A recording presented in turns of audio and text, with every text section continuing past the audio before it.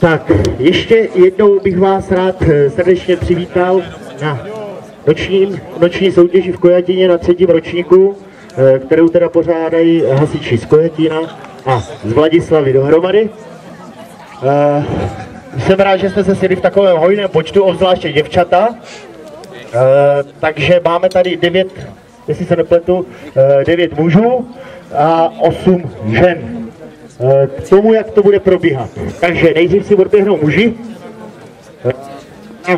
Na dráze jsou jednak značky, ty vzdálenější, světle zelený. Jestli se nepletu, tak ty platí pro chlapy, je to naměřený úplně stejně tak, jak podle ligy. Budou tam, světilka jsou? Jenom pro muže budou. Ale to ne tady. Jenom pro muže budou světilka. Vylejvání. Doprava, po pravé straně jsou kanálky, no, takže do kanálku, u mašiny odpojit směrem dekádí, tam je taky kanálek, ať nám to všechno odteče, ať tady nemáme mokro. A jednak manželky, který si vyrazí, tak pro zpestření, aby si udělali hezký sobotní večer. A ty samozřejmě nebudeme dokonit toho. Tady tak rychle. Přece jenom někteří z nich popráčili pavouky z hadic a vytáhli.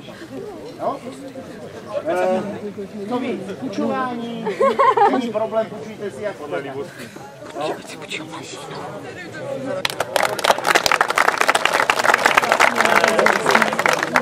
Na koši bude pan Brabec. Nevím, jak se dohodli pánové dvořáci. On začíná Dvořák jde u terčů. Pan Dvořák, výrobná osobnost tamhle, bude u terčů. A druhý pan Dvořák, vystřídá ho půlce, oni terčů přece jenom, ta voda tam teče a skne to. Pichu daleko. Jestli má se udělat nějakou poradu velitelů, má někdo nějaký dotazy? Techniky, děbílení.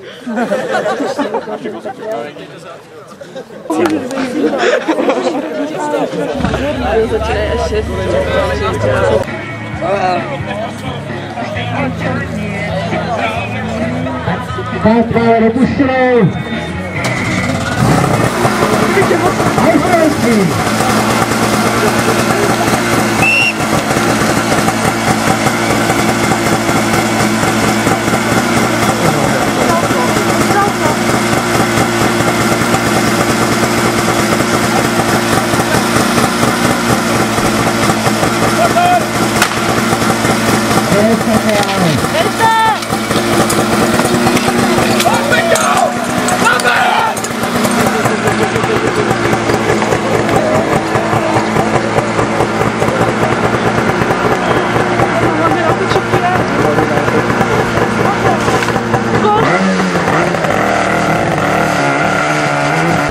A přistupujeme ke kategorii mužů.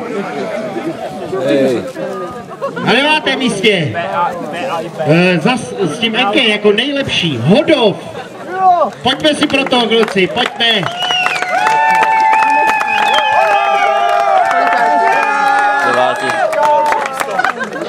No, jako nejlepší. Tak to má být. Na 8. místě Mihoukovice. 53,80. To vidlo, kam jdeš? To vidlo. Kam jdeš? Na 7. místě, pěkné 7. místo, borci ze Studenca, 42,25. No ještě se zvedli. Ostatně jako všichni skončili v první desítce, to je paráda. Na 6. místě Pohelno. S jejich Japoncem nakonec Japonec nebyl. 37,8.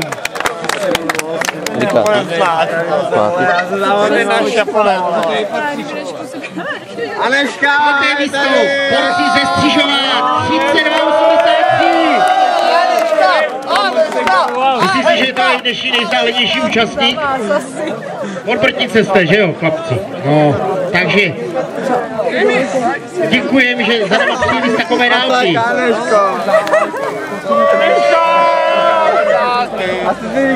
Na 4. místě Jaroměřice nad Rokytnou 28,54. Spolužáci si předávají ceny, můžete se jí polibit, když spolu spáváte na pokoji, ne?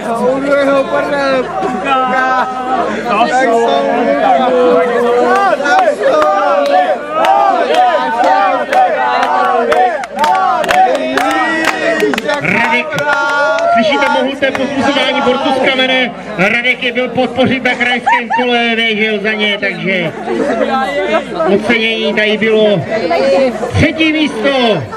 Nára Meč 20,93. Samozřejmě s jejich obrovským a silným mečkařem. Pinda, to je borec prostě. To je zapackou, jo? Co?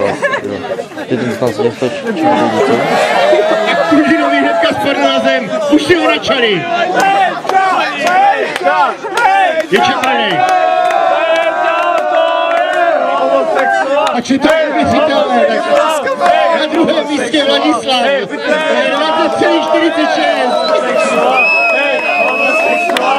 Počkej, jde si pro to nejmladší a nejdelší.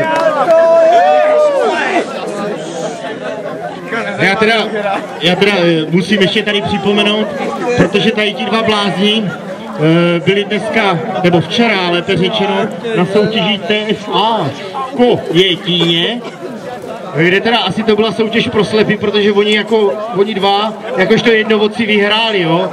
Karel byl první, Papa druhý, Proťa byl 6. a 7. byl Milan Sojku, ten tady teda není. Bylo tam kolik, 25, ne? 86, no možná zapotřeby. No ale jak říkám, mezi slepejma jednovoký král. Ne, jsou to borci do... Jako hlavně zajímavé bylo to, že tu soutěž prostě vyhrál Chromej.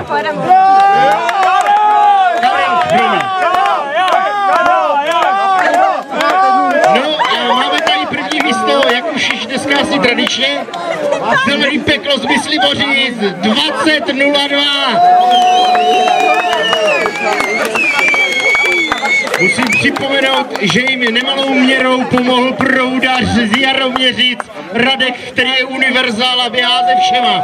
I s náma občas.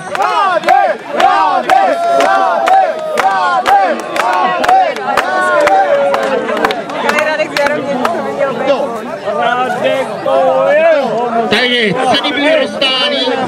Jsem rád, že jsme se sešli v takovém hojném počtu, vyrovnaném 9/9.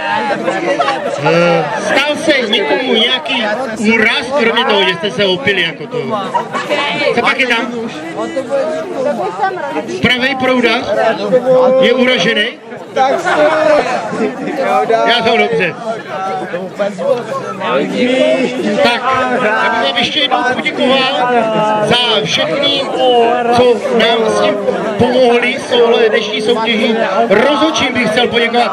Zatleskal bych rozhodčím, protože borci i po náročných oslavách 120. výročí v Příbyslavicích přijeli sem, rozhodovali tuto soutěž.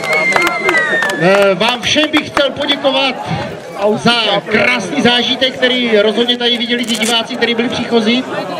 A dali bychom si na závěr to naše oblíbené. Takže soutěží družstva končit. Pozor! Dnešní soutěží 3krát. Nazdar!